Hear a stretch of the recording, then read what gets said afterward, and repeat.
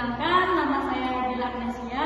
Perkenalkan, nama saya Oktalia dan saya Rahel Danie. Nah, sekarang kami akan menjelaskan perbedaan kata baku dan tidak baku. Yang pertama, ciri-ciri kata baku yaitu tidak dipengaruhi bahasa daerah tertentu. Yang kedua, tidak dipengaruhi bahasa asing. Yang ketiga, bukan bahasa percakapan sehari-hari. Nah, yang keempat, pemakaian imbuhan pada kata bersifat eksplisit.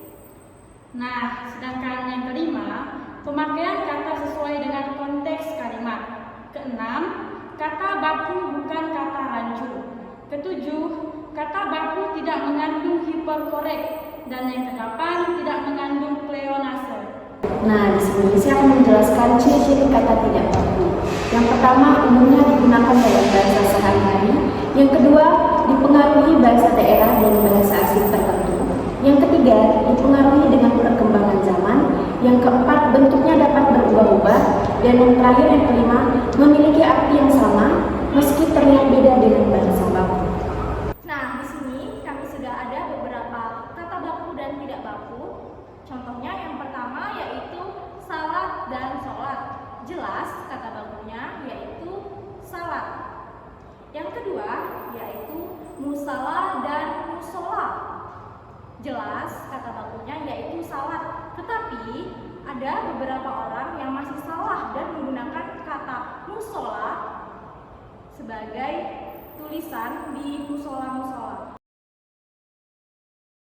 Nah, di sini saya juga mengambil beberapa kata baku dan tidak baku. Yang pertama ada abjad dan abjad. Jelas kata baku yang benar adalah abjad menggunakan akhiran kata d. Dan yang kedua, saya mengambil kata hafal dan hafal. Jelas kata baku yang benar ialah hafal. Saya juga mengambil kata baku. Yang pertama yaitu atlet dan atlet.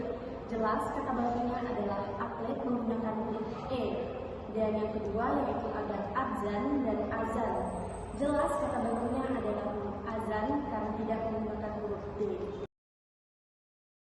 Nah, yang terakhir saya mengambil kata jenderal dan jenderal.